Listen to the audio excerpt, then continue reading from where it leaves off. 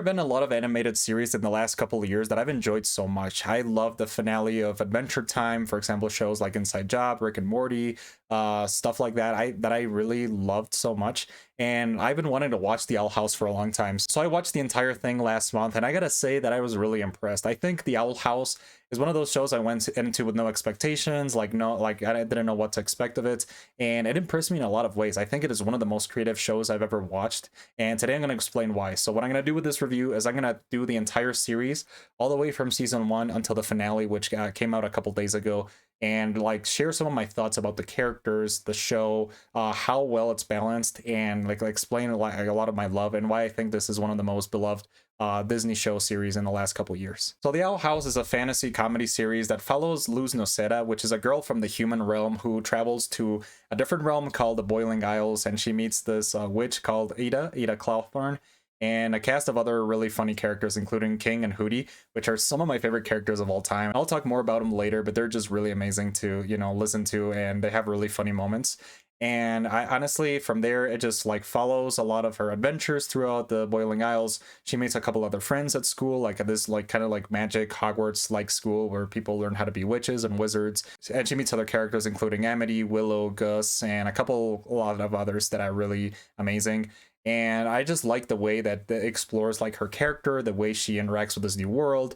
And also I feel like one of the themes of the series, like down from the first season, the first few episodes, is how to like fit in where you feel comfortable, like try not to fit as well in society. Like it shows kind of like Luz in the beginning, she is like not fitting in the human world and her high school, and then she travels to the Boiling Isles and everything is weird and strange, and she feels right at home. So I really appreciated that message, that no matter how weird you might be, there'll always be like a place where you'll feel safe and you shouldn't despair because of that. So like I said before, the series follows a lot of her adventures, and over the course of the series you start like kind of like understanding how this world works, like how the characters work, how the magic and the lore of the series of the Boiling Isles just interact with the characters in ways that make it make sense. And I love the way Luz learns all about this as the viewer learns about it. So for example, you in the beginning you don't understand how the magic works, and she's trying to become a witch because witches and wizards are awesome, obviously.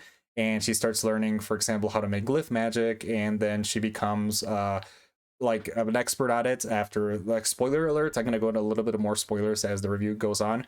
But at the end of season 1, Ida, which is kind of like Luz's mentor in the beginning, loses her magic powers, and then she has to like take that mentorship figure, and she starts learning how to use the magic, and basically she starts basically not knowing anything about the Boiling Isles. And at the end of the series, at the end of season 3, she becomes like this super awesome warrior that just basically has all the powers, and it takes a lot of work. So basically, I feel like one of the main themes of the Owl House is how in the beginning Luz evolves and like betters herself at the end until the end of the series, which she becomes basically this savior of everybody, and she can channel all these amazing powers. And the series is awesome for many reasons, especially I have to admire the humor. I feel like this is one of the funniest shows I've seen in a while. Even though it's kind of like aimed for young teens and kids, it has a lot of really clever jokes that it can be enjoyed by adults, and there's some jokes there that have really made me laugh out loud because it's just so creative, and the pacing is really amazing. Reminds me kind of like the earlier seasons of Rick and Morty, and it's just really funny. I like the way the humor interacts with the characters, like especially there's some lines that just are come unexpected out of nowhere, and also the charm of some characters. For example, King, which is kind of like this like demon dog that at the beginning he's kind of like, well, going into spoilers again, in the beginning he's like, you're this cute dog who thinks he's like an actual demon king, and then at the like as the series goes on, you discover that hey, he's actually has a Titan heritage, and he's actually super powerful.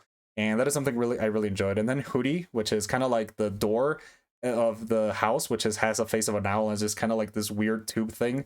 It is just actually became one of my favorite characters. He's just so charming to listen to, and like his lines and his like basic overall personality is just super fun to look at. So those two actually became two of my favorite characters for obvious reasons. And yeah, as the series goes on, like the characters grow closer to each other, they become basically as a family. And I was confused as the actual time frame of like the beginning of the season 1 till the ending. I don't know how much time passed, if time dilates in the Boiling Isles or what, but that was pretty unclear. I hope somebody like clears that up for me, but I just found it really entertaining. And also, besides the writing, the animation is pretty good. Actually, I was impressed at how like the quality of animation for a Disney Channel TV show is really well done. It is actually very detailed, and especially the action sequences, especially in season 3, are really well made. So yeah, those are the things I admired about the animation and the writing. And now let me analyze the story all the way from season one, because it is it's actually a very complex and layered story. And actually, even though it's 3 seasons, I feel like the first and second seasons have so many episodes, and each one is 25 minutes in total, that it actually makes content for like around 4 seasons of what would be a normal TV show. So I really enjoy like the amount of episodes that are put into the Owl House. But anyways, without further ado, let's go analyze from season one. So in season one, like I said before, Luz goes to the Boiling Isles. He starts like meeting these characters and understands like the way, for example, wild witches are compared to basically like the Coven witches, which are kind of like more organized, and they are trying to convince these wild witches such as Ida to join the Coven. And among them is Ida's sister Lilith, which becomes another one of the main characters in season two. And they interact really well. I feel like the story was really well layered and constructed from season one. I loved a lot of the, also there's a lot of pop culture references all the way from Evangelion to other movies that I really enjoyed. So I love that. And honestly, I think season one really shines in just like the simplicity of the characters, kind of like going on normal adventures for the majority of the season, kind of like Adventure Time style. And at the end of the season, you kind of like realize that there's a bigger threat in this world, which is called Lord Bellows, which is kind of like the leader of this guard that tries to control everything. And that becomes a much bigger threat at the end of season two. But also in season one, Luz also grows closer to this other main character named Amity, who like at the beginning of the season one, you start understanding that she and Luz are kind of like enemies at the beginning. Honestly, I thought that Amity was kind of like a bad character. She was like trying to be like a rival to Luz. And then as the series progresses, they actually grow closer and closer.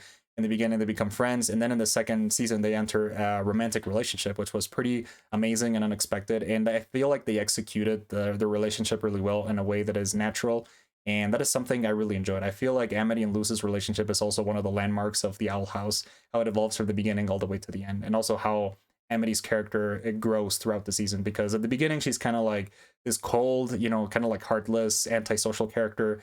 And then she kind of like becomes softer. She explores her vulnerabilities with her friends. She becomes close friends with Willow. Especially there's like a side story with Willow, which they were friends like in their infancy, and then they grow further apart because of Amity's coldness, her behavior.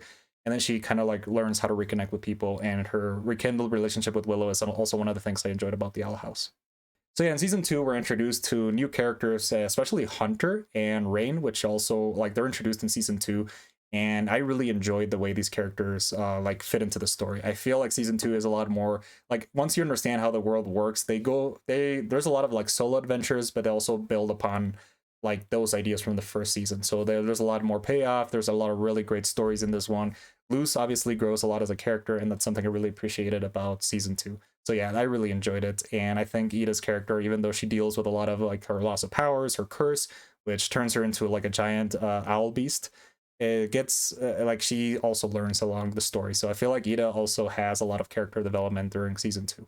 Now at the end of season two, well, going now into more spoilers, it kind of like finishes as Lord Bellows gains control and basically grows into this gigantic monster, and they have to stop him. So basically, I think they stop him at the end of season two. King saves the day, and he unleashes another character named the Collector, which is kind of like a bigger threat than Bellows in a way, but also kind of has like this really interesting arc where he is evil at the beginning that becomes good. And that's how the season ends. And then in season three, there were really 3 episodes, which were 45 minutes long, but also wrap up the story in a really great way. I feel like the way the Owl House was wrapped in those 3 episodes was such an amazing way that it was done in a very effective, manner that I enjoyed. So the first episode of season three is called Thanks to Them. And this is honestly one of the most charming episodes in the entire series, because from beginning to end, it's kind of like what would happen if, instead of Luz in the Boiling Isles, it's actually the characters. So it's Hunter, Willow, Goose, and Amity. They travel to the human world. And for like half an hour, it's just them just exploring human stuff, interacting with the human world. And it's just such a funny and interesting episode that I really enjoyed. And it has a lot of really amazing moments. And it's just like a really heartwarming episode before the final two. I feel like each one of these episodes also is like a cinematic experience in its own way. So I really enjoyed how the first episode was done. And yeah, so actually, and then after episode one is episode two, which is For the Future. And For the Future, like has Luz and the gang go back to the Boiling Isles. They're trying to stop Bellows, which returned, and also stop the Collector. So this episode is really amazing in a lot of ways. It basically shows like Luz and King trying to convince the Collector to stop being evil, and it has a lot of really interesting moments. I liked it a lot. It's not as much as Thanks to Them, but I feel like this episode has a lot of like moments that really wrap up the series in a great way. So then episode 3 of season 3, Watching and Dreaming, is just like the final episode. So in this one, basically, there's a lot of stuff going on. I feel like this episode did a lot of things to wrap up the story, especially with the way Luz tries to defeat Bellows, which is back. The Collector becomes good, and also like the final 20 minutes, which basically after the final battle wrap everything up. So it ends in such an amazing cinematic way that I really appreciate it. I feel like even though it's 3 episodes, they put all their, like, the creators, Dana Terrace and the crew, put everything into the story, how to wrap it up the best, and also it has a lot of more action. And there were really emotional moments. I feel like at the end, even though I only watched it for a month, I feel like I really connected with these characters, and it made me feel really emotional with the end. So that's something I really appreciated. And overall, I feel like it was a perfect conclusion to the series. Like, it leaves a lot of like open space to see what would happen with these characters, maybe new threats or whatever. But I feel like everyone got a really happy ending. So Bellows, which was like the main villain, just got defeated, and then like the Collector was redeemed. A lot of the other characters had their happy ending. I feel like every single character got a happy ending. I guess maybe Flapjack didn't, but that's unfortunate. But yeah, I liked the way they wrapped it up. So I gotta appreciate how there are a lot of scenes also in the Owl House that like play with horror, and that is something I really enjoyed too. So yeah, those are pretty much all my thoughts. I really enjoyed the series in a lot of ways. I think as a final score, I'm gonna give it an 82 out of 100. I really liked it a lot. And yeah, I really liked the Owl House. So yeah, anyways, those are pretty much all my thoughts on it.